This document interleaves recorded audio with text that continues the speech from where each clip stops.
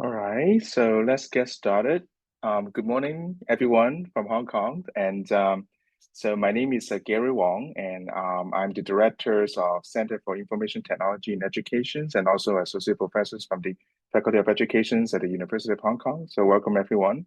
So today we're thrilled to have Professor Lin Lipsmeyer with us, and so she's currently the editor-in-chief from the Educational Technology Research and Development, and also full professors in the Department of Simon Schools of Education and Human Development from Southern Methodist University. So in a minute, and I will introduce her. But for those who are here with us, and we have been running this series in collaboration with the University of Hong Kong Libraries, and trying to promote the excellence of research through publication. So in the last couple seminars, we have been inviting different editor-in-chief to join with us in these seminars to share with you more about tips and how we can be academically excellent in publications, and particularly in the educational research.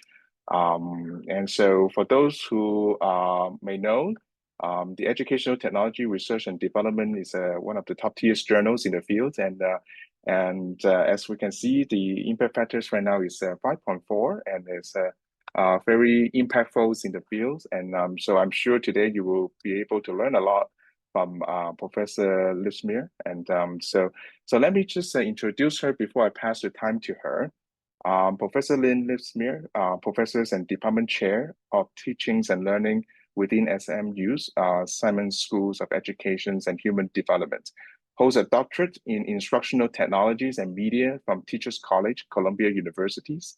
Professor Lipsmeyer's interdisciplinary research has yielded a portfolio over 100 and more than 100 scholarly publications in learning sciences and technology-enhanced immersive learning. Professor Lipsmeyer has served as principal investigators, co-PIs, and research investigators on multiple grants funded by the National Science Foundations, known as NSF, and various foundations. So these projects bridge the domains of learning sciences, artificial intelligence, and STEAM learning. In addition, Professor Lipsmeyer has been serving as the development editor-in-chief of the Educational Technology Research and Development journal since 2018. So there are more informations, more than I can cover here, and you can find it online. So without further ado, let's welcome Professor Lipsmeyer, and so she will be sharing with you more about the tips on publications. Professor Lipsmeyer. Thank you so much, Dr. Gary Wong. Hello, everyone. Good morning, good evening, and good day, wherever you are. And thank you so much, Ms. Sophie Lee, Dr. Jane Mok, and Dr. Gary Wong, and all the organizers of the Center for Information Technology Education at the University of Hong Kong and the University of Hong Kong Libraries. And thank you for inviting me to share my experience and perspectives with you all today. So my name is Lin Lipsmeyer. I'm currently a professor of learning sciences and learning technologies, and also department chair for teaching and learning at the Southern Methodist University. And so the reason I'm here today is more about my work as the editor for ETR&D, the Educational Technology Research and Development Journal, which I have served since 2018. I was recently renewed the editorship for the third term between 2024 to 2026. So as mentioned, I graduated from Teachers College, Columbia University in 2006. I majored in Instructional Technology and Media. So a little bit about my own research. My research has focused on attention, human cognitive abilities, executive functions. So that has reflected in publications in media multitasking, cognitive abilities. I've also conducted research in STEM enabling skills, such as self-regulation, creativity, critical thinking, and growth mindset, curiosity for learning. And so because of my work in attention and human capacity, in the past years, I've extended my research, my work in artificial intelligence, because it's the constant thinking about human capability in the fast development of technologies and artificial intelligence. And recently, my work has focused on STEM and workforce skills. I was talking with Dr. Wang earlier that SMU just got a huge grant to develop workforce skills in semiconductor industries in the US. I put 3 books that I co-edited here. So these books, one book is about bridging human intelligence and artificial intelligence. That's the most recent one. And then there's the science of learning, science of learning, and as well as instructional technology, building the gap there. And the other book is mind-brain technology. So they kind of reflect my general interest of research. And so for today's presentation, I'll focus on how to get published, which is what we are all interested.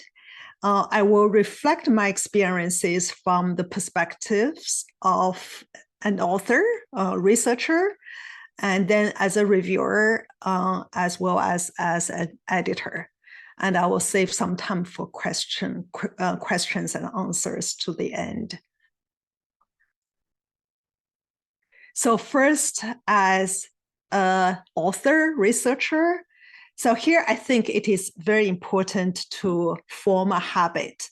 And so we say usually habit is about habit of behavior, but it's really, we need to have a habit of mind first. I'll say more about that. So so you are probably all familiar with this picture, right? As a faculty at a university setting, we play multiple roles. And for me, department chair, and I still am a faculty member, still doing research, teaching, advising, have several grants, and I still need to provide services at different levels. And then the editor for ETR&D, and currently actually I'm a guest editor for a special issue for Journal of Computing in Higher Education. It is about AI ethics. So, there are all these different overlapping to a degree, right? Layers of work that we all do as a faculty member. So if you look at the time, how the time is divided, so this is sort of, supposedly the workload, right? So for me, 50% of my workload is being a regular faculty member. Within that 50% of being a faculty member, I need to put 40% of that 50% in research, 40% in teaching and surveys, and then the other 50% as department chair. And actually, some of you who have been doing administrative work, as Dr. Wang, you are a center director, being an administrator actually is a lot of times more than 50% of your time. And then on top of that, there are many other things like currently, I have the pleasure of sharing my experience with you. That's also the time, right? So how do we think about dedicating, putting away, sort of setting aside all this time? So this is where, sort of the habit comes about. So for me, it is important to really create the time and space for research. And that time of space includes, physical space, schedule space, technology space, and web space. And so I'll say a little bit more of each. So again, for me, if something is not on my calendar, it's not going to happen. So I have to put things on my calendar. So it doesn't always happen, but every week, I block time for just writing. Sometimes I put an hour a day, sometimes I put half of a day. I just have to put it there. Again, it doesn't always happen, but it's there. I see it. And then if I don't do it, I have to think, okay, how can I make up next week? So it is there. So that's the schedule space. And then, I always have work in the pipeline. So you are probably familiar with this. You always have work that you are collecting data. You have work that you just submitted IRB, right? You have work under review. You have the work that's just recently published. So you have a pipeline of work that you always have something, and so that you don't have a block of time that you have nothing, right? So you always have something going on there. And I also, for me, I just use Excel to track my time. So as soon as I started my assistant professorship, I just started creating the Excel sheet that I put my book chapters, journal, and where the papers are, what projects are at each different stage. So you see here, this is from 2018-ish. Is this blocking the screen? I think maybe I need to move this away. And so 5 years, and then here's another 5 year of work, and then another 5 year. So this is, again, I don't always get to keep track, but just having it there when I do have time, then I start putting things in, so I know where I am in the process. So that's the sort of scheduling, right? And then, of course, physical space.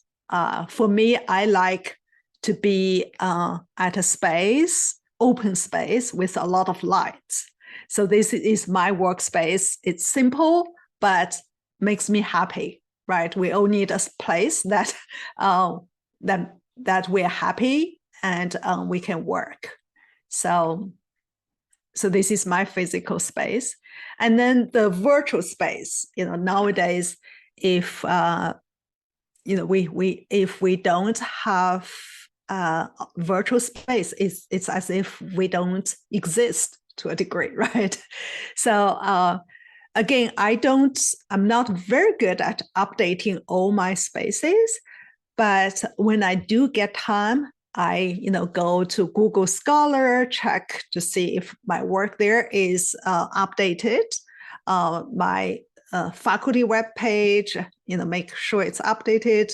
The ORCID place. So a few places I make sure that I go there and information is updated. So these are different spaces, as I mentioned, scheduling, physical space, a way to track your work, and virtual space. So this basically doing this creates a habit, right? You don't have to think about it. You have them set up and you just keep updating them. So that's sort of logistics of setting, being an author, being a researcher. So you form a habit, and then hopefully that's your kind of lifelong practice, and then you just do it, right? It's part of your life. So that's as from the logistics side. I want to say a bit about sort of how do you choose a topic? How do you decide on research, what research to do? So for me, I think a lot of times scholars in our fields, in learning sciences, learning technologies, we are always very interested in new technologies, some VR, AR, artificial intelligence. So we tend to have, one, focus on technologies, two, focus on solutions, because we like, we have these new gadgets, right? We can use. However, that's actually really not a very sustaining way of doing research, because technologies change fast. And a lot of times, when you try to get published, it's difficult to get published because your work does not necessarily have the substance. So it's always good to start with a problem. What is the problem you want to solve? And why should you care about the problem? For example, I'll use my own research as example. From the very beginning, I was very interested in people's ability to pay attention, because we always say that, for learning to occur, it takes deliberate practice, right? How do you have deliberate practice? In order to have deliberate practice, you need to have attention. As we all know, with all these different social media spaces going on, with all these hyperlinks, it's very easy for us to get distracted. So I was very interested in the problem of people getting distracted, people trying to do many things at the same time. Just because we have multiple technologies around us, we tend to try, right, to do many things at the same time. So I was interested in that problem. And the interest in that problem has led me to a lot of different directions. One is how capable we are in trying to do several things at the same time, and how productive we are. A lot of times when we try to do several things at the same time, it is because we want to be more productive. But then, research has shown again and again, actually, when we try to do several things at the same time, we get very stressed, and we actually switch, and we actually lose time in the process. So that problem, trying to solve that problem, has led me to sort of look more and more into different technologies. As to recent years, because of the growth of artificial intelligence, I've been sort of looking at how human intelligence, human ability compare against artificial intelligence. So just to use that as example, when you have a problem that you try to solve, it's very easy for you to expand your research. But if you focus on a technology, if you focus on a solution, then sometimes you corner yourself, and it's hard for you to expand. So choosing a topic is very important. And when you try to get your paper published, and I will say more later from a reviewer as well as an editor's perspective, often the reviewer and the editor will say, what exactly are you trying to do? What is the significance of your study? So when you don't have a very good problem, important problem to solve, then you get stuck. So it's very important to focus on a significant problem first. And then you think, why is that important? Why should people care about that problem? And then you go into the solution of that problem. So that's one thing. Another is, in order to continue to do the work, it's good to have teams, right? We all know sometimes doing research can be so hard, can be quite tedious, and it will be so much more fun to do the work with like-minded people, to collaborate with people. And of course, a lot of times it will be easier if you have some funding, right? You can buy out your time to do your research. And often it is important to have network, right?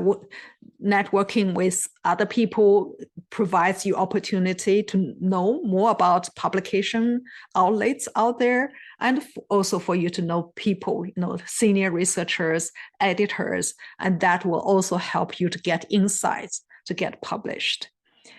And so the third thing I want to say is be a lifelong learner. It's again, sometimes doing research can be very hard. It takes a long time, right, to do a good quality study.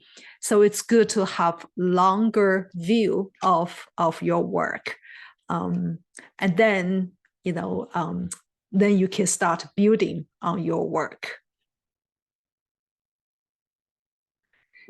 So some logistics, when you choose a journal, it's good to look at the journal's impact factor and to look at the acceptance rejection rate of the journal, and to look at the reputation of the journal within the discipline, and look at the review process, and look at opportunities for follow-up and response, additional articles.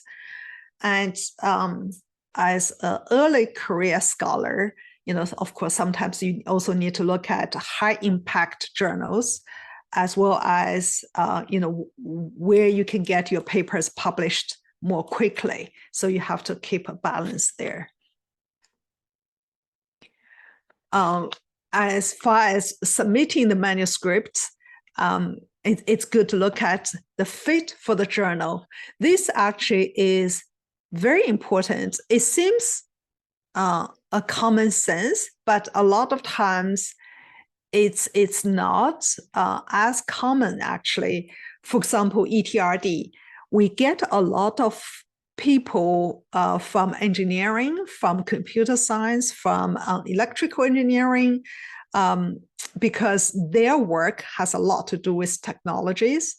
And they submit their manuscripts to ETR&D without even looking at ETR&D, what ETR&D publishes. So a lot of times those papers are desk rejected right away because they are not good fit for ETR&D journal.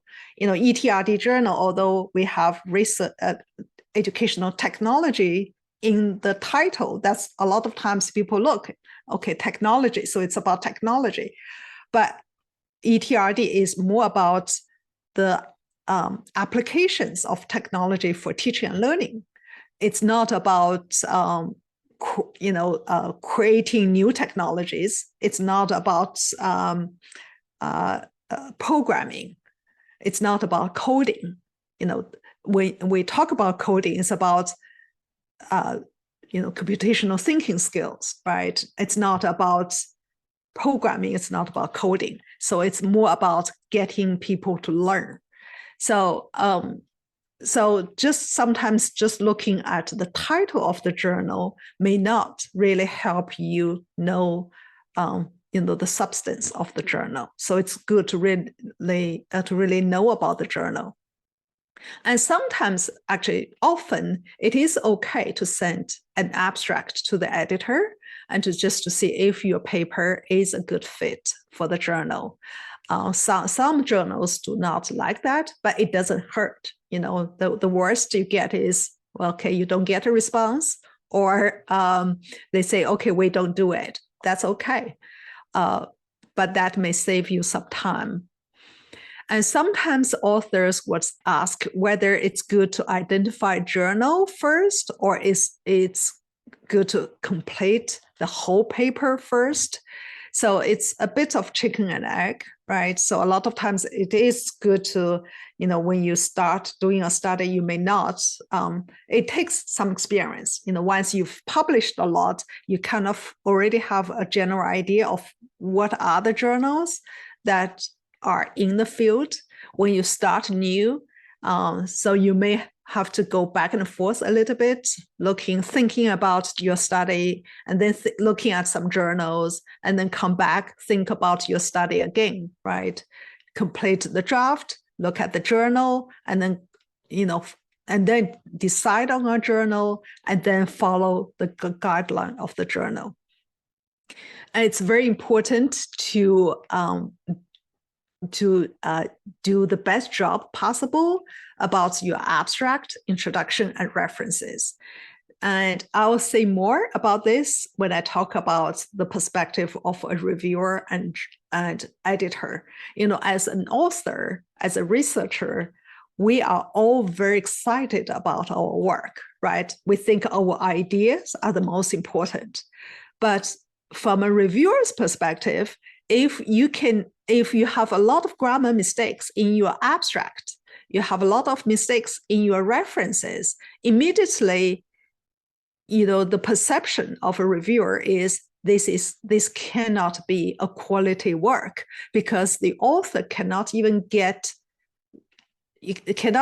write, English well, the author is making so many mistakes, even with the abstract and references, right? So the first impression will immediately, damage, hurt you, and then prevent the reviewers to actually assess your paper, your study, in a more fair manner.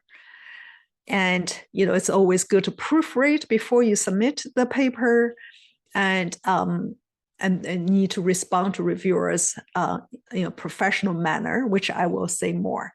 So this is sort of from the perspective of an author, right? Setting a good habit of mind, habit of actions, and then thinking, sort of setting a long term about, what your research problem is, how you want to build your body of research, and then how you go about thinking about journals and submitting manuscripts.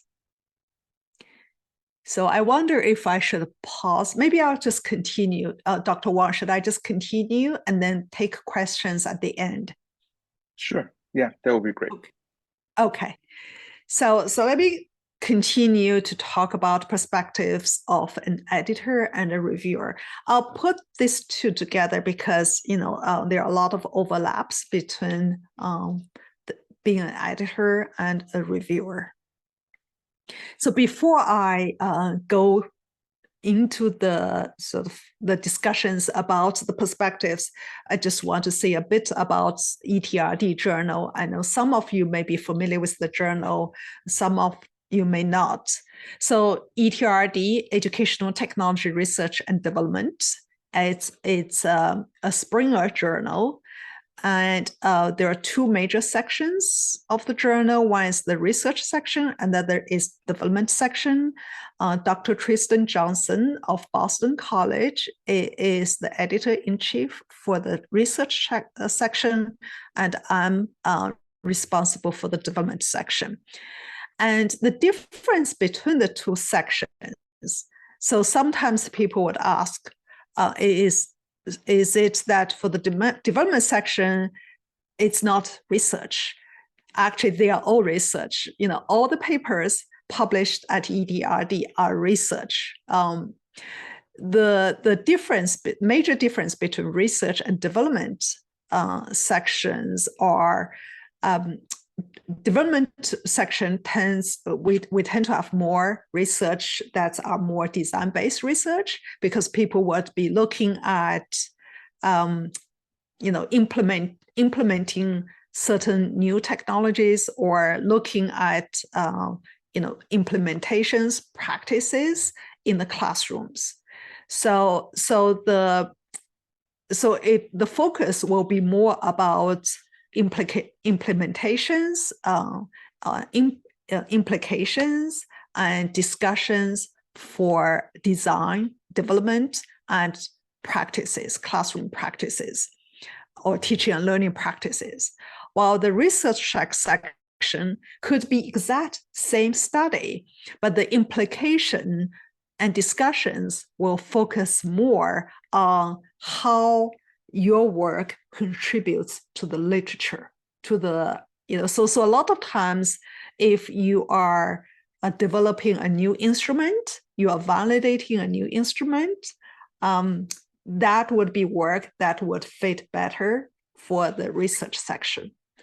So, if you are not sure, actually, it's okay that you can submit to either one, and then we transfer them back and forth between the two sections. So in addition to the two major sections, we also have two department sections. One is cultural regional perspectives section, and that is a featured paper section. And featured paper section actually usually only include papers that are invited papers. So the papers usually, they are not necessarily paper. So for example, some scholars have been in the field for a long time, and they have a lot to share. The work may not be about a specific study, but the researchers have accumulated years of work over their lifespan, and we usually invite them to contribute a theoretical piece to the featured papers. And another kind of papers that are published at the in that section would be award papers. ETR&D, each year we have Distinguished Development Award as well as Early Career Award. So those awardees are invited to have their papers published at featured papers section. So besides Tristan, me, Dr. Patricia Young, Dr. Mike Spector, we also have two assistant editors helping us with the journals, with this journal. And we also have two editorial boards with each board 6 members, and we have consulting editors and reviewers. Consulting editors are reviewers, except that consulting editors usually have reviewed for ETR&D for a long time, and they are listed in the book. Reviewers are usually new reviewers with us once they've reviewed for ETR&D and have had quality reviews, and then they will be consulting editors and listed in the book. So ETR&D was formed from 2 existing other journals. One is Journal of Educational Technology Research, another is Journal of Instructional Development in 1989. And so you can learn, we have the editorial board members are across the globe. And we have 2 publications, actually. One of them, this one is actually a new publication that's included in AECT 100 years. So, so these 2 publications actually provide more details about ETR&D, the history of ETR&D. So if you're interested. This table has all the past current editors of ETR&D. So ETR&D, again, it's sponsored by AECT, Association for Educational Communications and Technology. It's a double-blind peer-reviewed journal, and impact factor has grown quite a bit in the past years. When I started in 2018, the impact factor was 2.11, and now impact factor is above 5. I don't think it's me but we have been able to grow in the past years. So the acceptance rate has ranged between 8% to 13%. And then we usually give journal talks at AECT and as well as AERA, and it's indexed in all these different places. So this again is a table of the growth of impact factors in the past years. And so we were very honored to be included as one of the top 20 journals in education broadly. So that started in 2021. So that has been quite very proud of that accomplishment there, thanks to our reviewers. And this is the Google Scholar. As you know, this ranking changes constantly. Today, I just checked today, and ETR&D is number 6 here. I remember last month when I checked, it was number 4. So usually it's between sort of 4 to 7, 8 over there. So again, ETR&D is double-blind reviewed peer journal, and you may know there are some other journals that are not necessarily double-blind peer reviewed. Some are blind reviewed, some are not blind reviewed. I've noticed that in the past few years there have been more blind reviewed journal processing than double-blind review, peer reviewed, meaning so authors do not know the reviewers, but reviewers a lot of times know the authors. So that seems to be kind of more and more journals are doing that now, which is interesting. And I will say a little bit, I think this is probably very familiar if you've submitted a manuscript, right? So this is basically how most journals work. Author submit the manuscripts, and then because ETR&D is a Springer journal, usually it takes Springer 2 to 3 weeks to check on the manuscripts, the plagiarism, IRB, author identification, and all that. And then the manuscript comes to Tristan or me, and then we also we usually look to see if the manuscript is a good fit for the journal.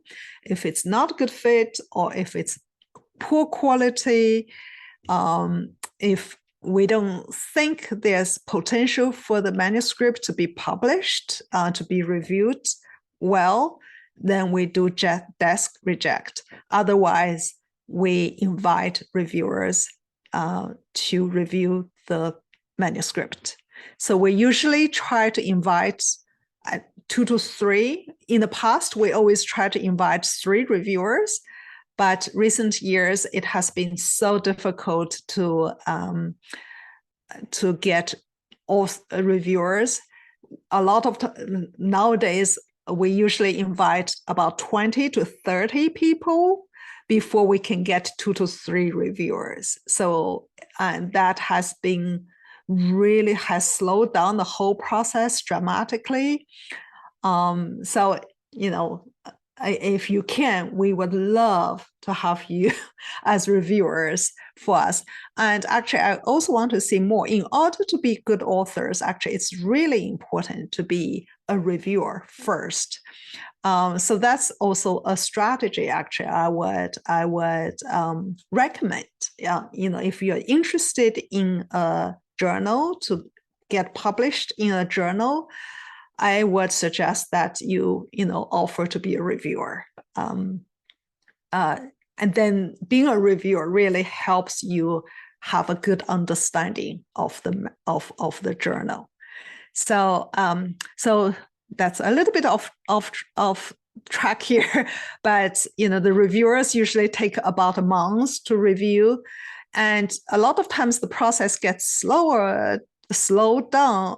Also, reviewers sometimes don't necessarily respond, and then a month passed, then they are uninvited, and we have to re-invite reviewers. So that also slows down the process. So if you were a reviewer, if you don't think you have time to review, it's better just to decline the invitation immediately, then wait there. Because if you decline immediately, then the editor can invite other people. But if you don't do anything, then we wait, and that just slows down everyone. So the reviewers, once the reviewers accept the invitation, and the reviewer usually has a month to review the manuscript, and then they can make suggestions, and then comes back to the editor sends to the author, so you go through the cycle. And usually it takes 2 to 4 rounds of revisions for the paper to be published. So as you know, it's a long time for a paper to be published, which is why you always want to have something at different stages, right? Data collection stage, writing stage, manuscript submitted. If you have papers, studies at different stages, then you can make sure you always have something that's going to be published. So these are the major outcomes of manuscript. I don't think I need to go into detail, but if anyone has more questions, I'll be happy to answer. So here I'd like to say a bit about the different perspectives between an author and a reviewer. So as a reviewer, from the reviewer's perspective, it is very important that the author follow the journal format and use the guideline, write in simple English, and prepare a good abstract, and then admit the limitations of the study, and organize the paper well, and check for consistency, no grammar mistakes, good citations, updated references. So this, if you look at this list, as an author, you're thinking, well, this has nothing to do with my study, right? My study, it doesn't say anything about ideas. It doesn't say anything about, However, from the reviewer's perspective, if you don't do any of this, immediately the reviewer looks at your paper and then just doesn't want to, read your paper, right? Basically, the reviewer will just be thinking, well, this person cannot even has so many grammar mistakes, doesn't know how to do the citations, cannot do the references right. Why should I bother to spend my time reviewing this manuscript? So it's very important to do all these simple things if you want your manuscript to be reviewed positively. So again, as you can see, there are a lot of repetitions here. When a manuscript gets rejected, often there, grammar, citation, reference, not following the guideline, not coherent. And if a manuscript is composed by several authors, there may, the style of writing may be inconsistent. So those are style issues. And then when it comes to, when a paper gets desk reject or gets rejected, often, it is because the methods if your study, because methods, once you are done with your study, you cannot really change your methods anymore. So if the methods of the study are not done well, it's usually pretty hard to get the paper revised, right, resubmitted. So usually it gets rejected. And then important theoretical foundation, that can be fixed if it's not too bad. And then exaggerated claims, that can sometimes be fixed too. So the method is usually the part that's very difficult to be fixed. So related to this is when you submit a paper, your paper gets processed and comes back with major revision. That actually is very good news. As an author, you may think, oh my gosh, I'm getting this long list of criticism, right? Critiques from the reviewers. And you feel like somehow the reviewers do not understand you. And then you're asked to make all these major revisions, which you don't think, are justified. But the reality is, if your paper is not rejected, it's very good news. That means your paper can be published. So whether your paper will be published or not really depends on how you respond to the reviewers. If you respond to the reviewers well, your paper usually gets accepted. So your response to the reviewers are very important when your paper has gone through the first round, is asked, is suggested for major or minor revisions.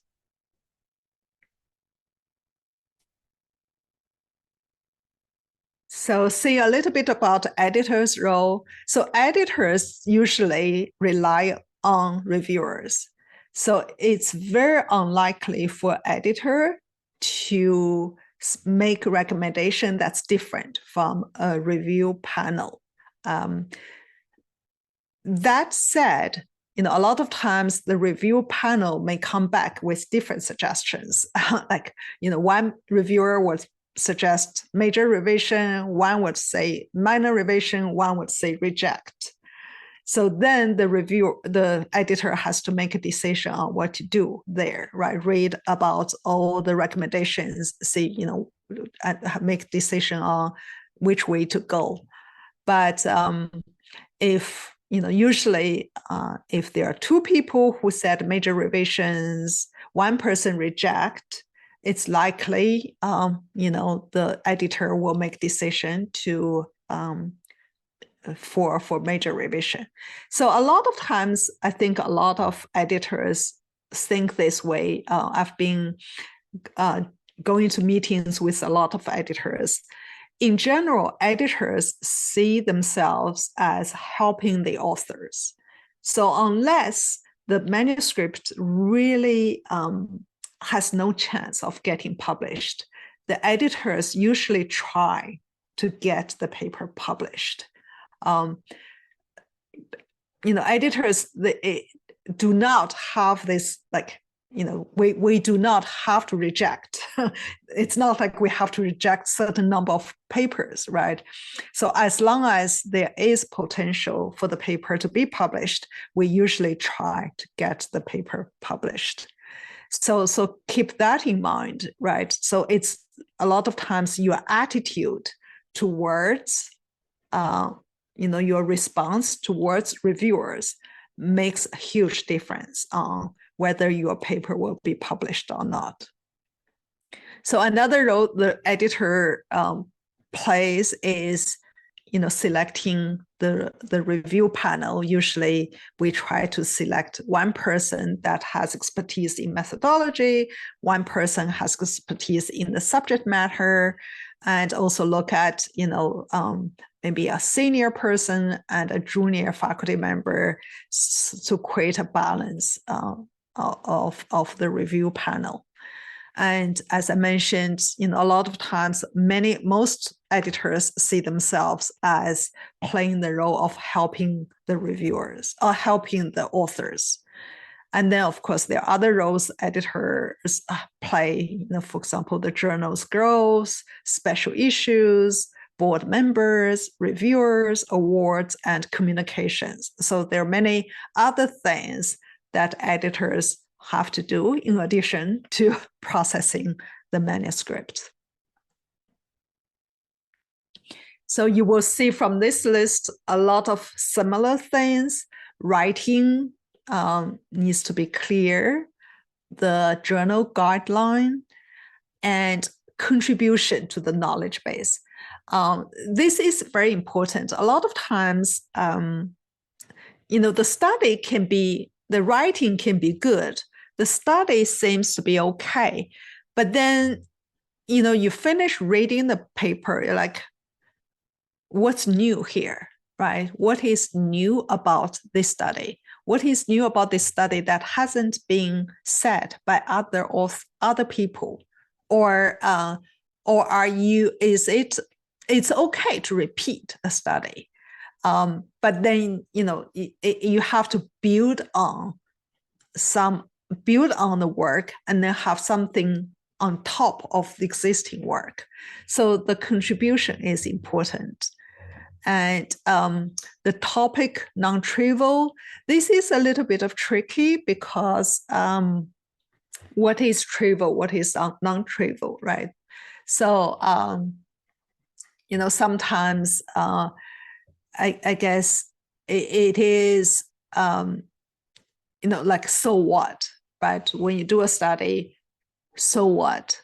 Who is really benefiting from this study? Is it just because it's interesting for you, or if it really helps advance the field? And so I mentioned about the method, about the data, and to what extent it helps contribute to the future of the field. And here, as you can see again, simple English, write clearly. So your writing is to help people understand rather than to show off. Sometimes, I think as a scholar, we feel that somehow we need to write in a more sophisticated manner. The reality is, actually, it's better to write in a way that's simpler, easier to understand. Avoid using words such as always, never, clearly, because it's not always clear. And again, paying attention to all these small things, spelling, typos, and so forth. So I mentioned about responding to reviewers earlier. Really responding, the attitude and the attention that an author puts in to respond to reviewers makes the difference on whether your paper gets published or not.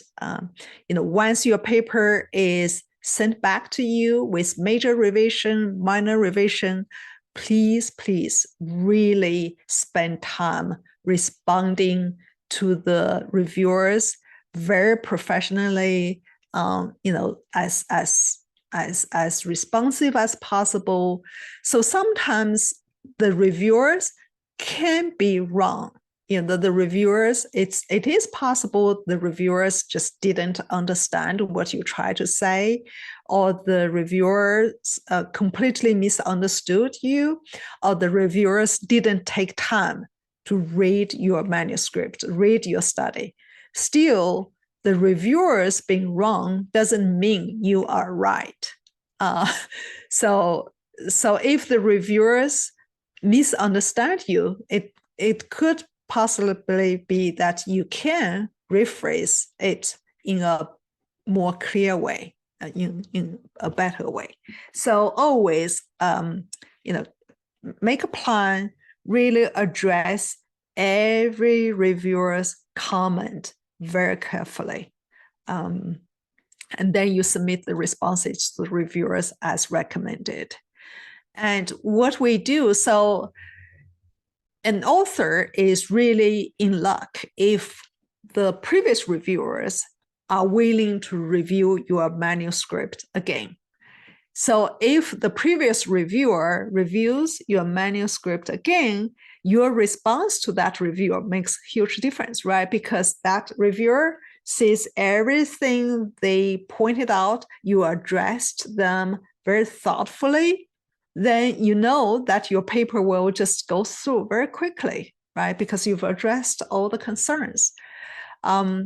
Sometimes we may not get previous reviewer to review your paper again because the previous reviewer doesn't want to review it again for whatever the reason. Then we have to invite a new reviewer, and actually it's been happening more. And that can be a little bit challenging because the new reviewer may see your paper differently. Still, even in that situation, it's still very important to address the reviewer's comment very thoughtfully, because the new reviewer will see how you responded to the previous reviewers. And then the new reviewer, even if they may disagree to the previous reviewers, still they look at your attitude, how careful, how professional you are to the previous reviewers.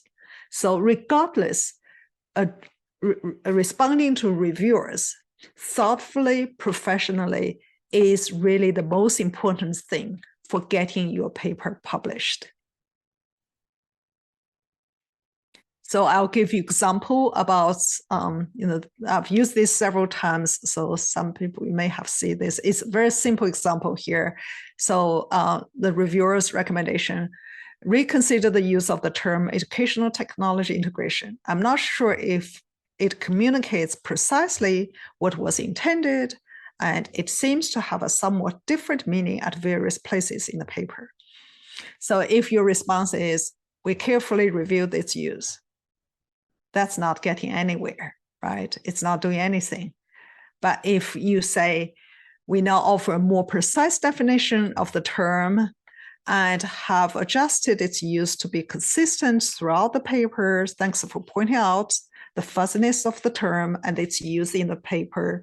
Please see the revised text highlighted in red on this page, this page, this page. So this way, you really addressed the concern. You also inform the reviewer how you addressed their concern. I know it takes time to do something like this, especially if if you don't agree with the reviewer, you're very mad at the reviewer. It's hard. Still, it's very important for you to be professional here. So I talked about getting published from author's perspective, reviewer's perspective, editor's perspective. And I hope it helps. I think I'm ready for questions. Okay. First above all, thank you, Professor Lipsmeyer, for her wonderful talks and sharings of the processes of publications, particularly related to ROT&D. And I think this is very fruitful and very informative. And I'm sure a lot of you, particularly the graduate students here, should have learned a lot. So now we will open up to the floor for questions. So feel free to enter your questions in the chat box or the Q&A functions in Zoom. Okay, so I can see that there's one question. So a question has been asked saying, I have to leave. Okay, so could you please send? Okay, so that's fine. So the recordings of the seminars will be available online later. Thank you. Okay, so any questions from the floor?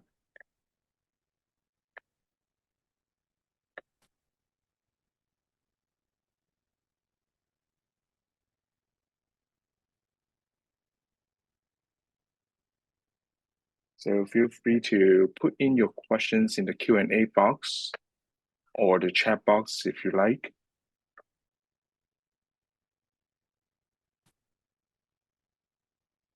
Okay, so there's a couple questions in the box. So I wonder if Professor Lipsmeyer, can you read the questions in the Q&A box or?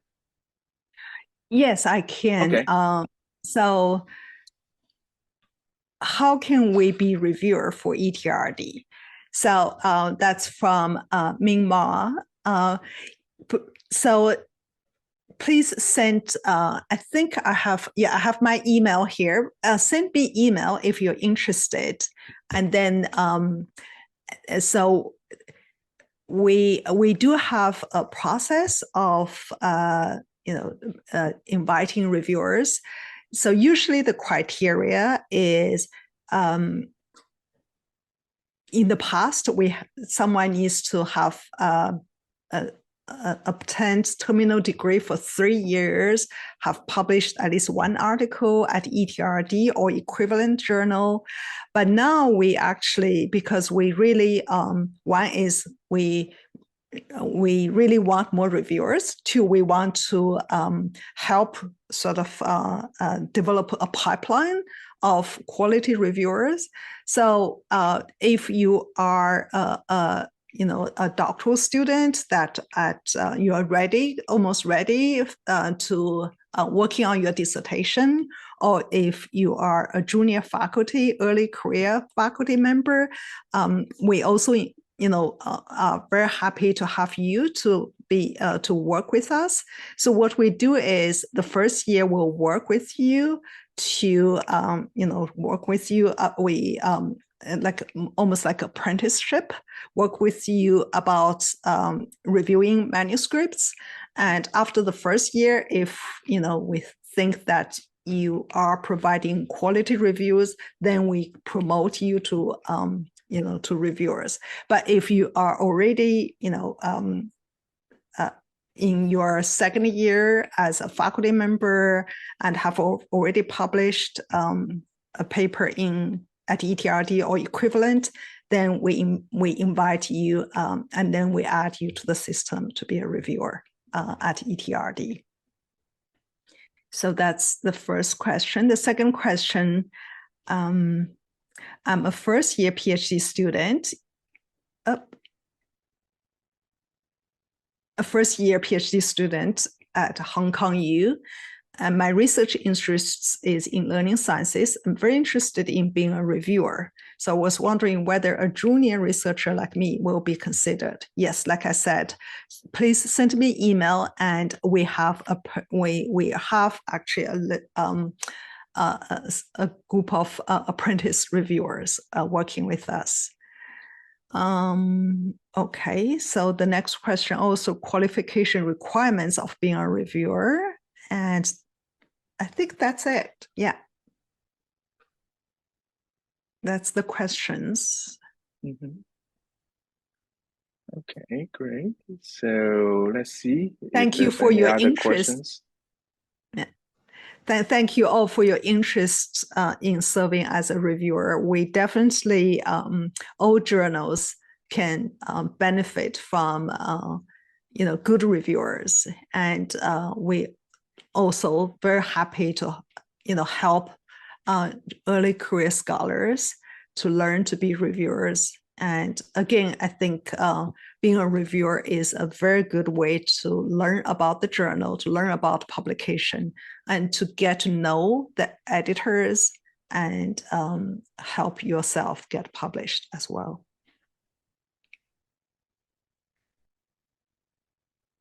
One thing actually I forgot to mention is I would suggest that nowadays all journals have a lot of special issues. It is much easier to get published at special issues if you happen to have, a study that's related to the special issue.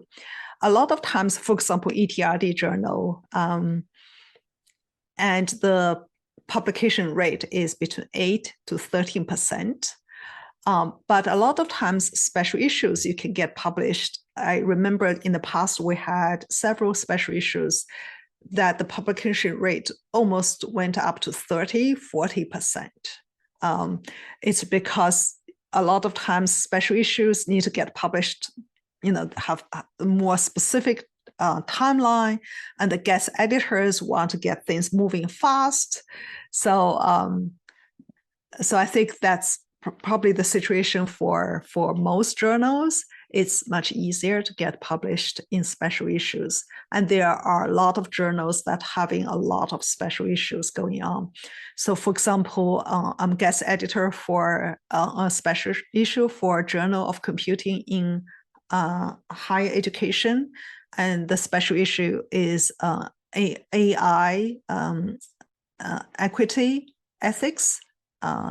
So if you have a study that's related to that, submit to it. So far, we are only looking at abstracts. So even if you don't have all your data collected yet, there's still time because between the abstract to the time you submit manuscripts, there's still a few months, and the process is also more iterative. So we're working with authors to look into their abstracts and to help authors improve their abstracts, as long as they are kind of closely related. So definitely look into special issues. So how can you be a guest editor for a special issue? Often a journal invites scholars to be guest editors, and sometimes the scholars would also put in, propose a special issue. So for ETR&D, for example, actually I have, let me go to, I have some other slides. So here, these are the special issues that were published in the past few years. Currently, we have Learning Through Design Maker Education. That's a special issue we are hoping to get out in February. And the methodologies for research educational technology, that actually is not out yet. That's also going to come out in 2024. We have all the papers already, but it's not out yet.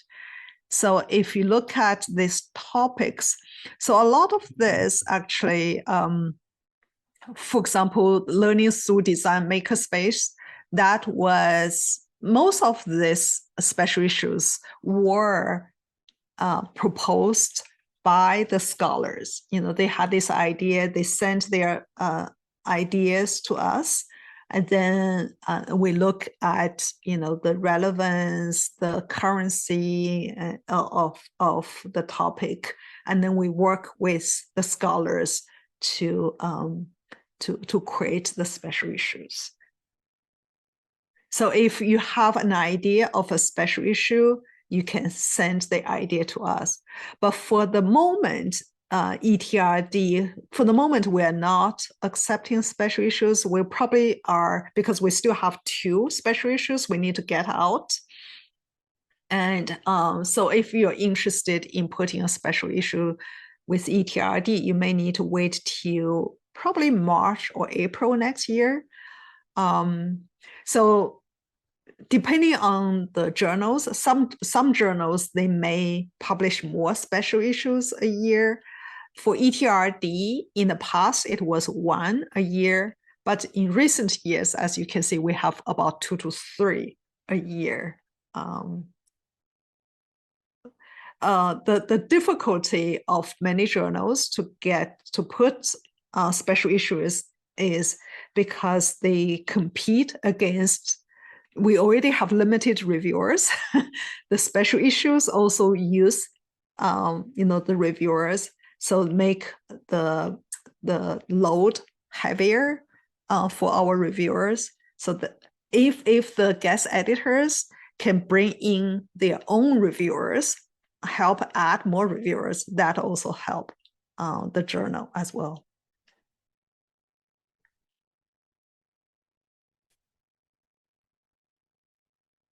So the proposal, yes, sent to journal editors. So what happens is when we get the proposals for special issues, we, first the editors take a look and think about it. If the editors think there is a good chance this is interesting, then we send to the editorial board members. And then the board members will look, usually we would get a few, and the editorial board members will vote on, a specific one. So a lot more people are involved in making a decision for a special issue.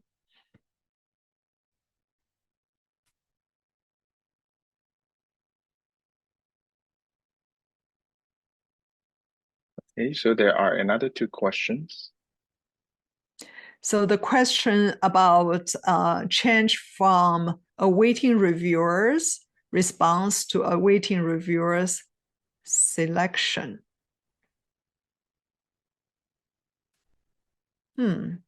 Is this Vivian? Is this for ETR&D?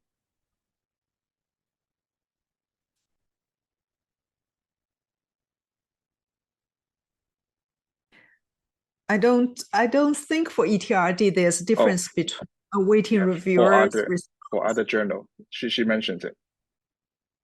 Right. Yeah. So I usually awaiting reviewers is I don't know. I think you may want to ask the journal because I cannot tell the difference between the two. At least ETR&D doesn't have the difference between the two. Question about AI ethics special issue is the information. Yes, actually, I think let me in my if you actually let me put it in the chat.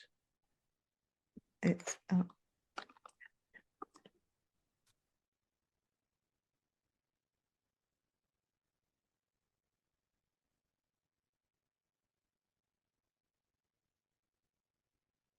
so if you just search Google Journal of Computing in Higher Education, and then I don't, let me see if I can find, let me just bring up my website. Maybe I can just copy the link. Oop.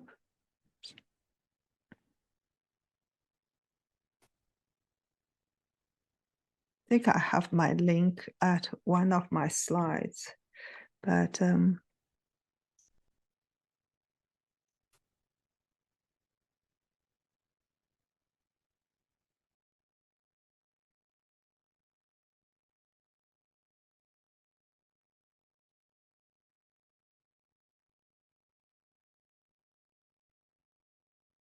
I don't have it right under my fingertip. Oh, it's here.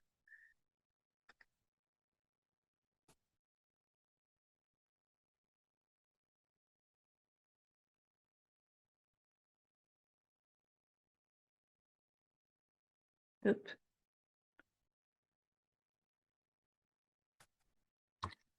It's here. So I just posted the link, and there is if you go to the website, you will be able to see towards the end there is a submission. And this is actually the deadline has just passed, but it's still okay. You can still submit it because we haven't met yet. So if you have something already, just put in your abstract over there.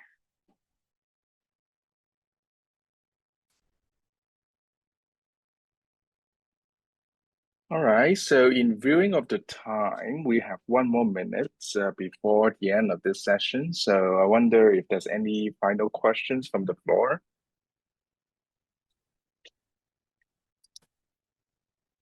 Well, so I truly hope that you all have enjoyed these seminars and learning more about the inside and how you can bring yourself into this research community, particularly with the ETR&D and trying to build a good relationship with your submissions and your research work.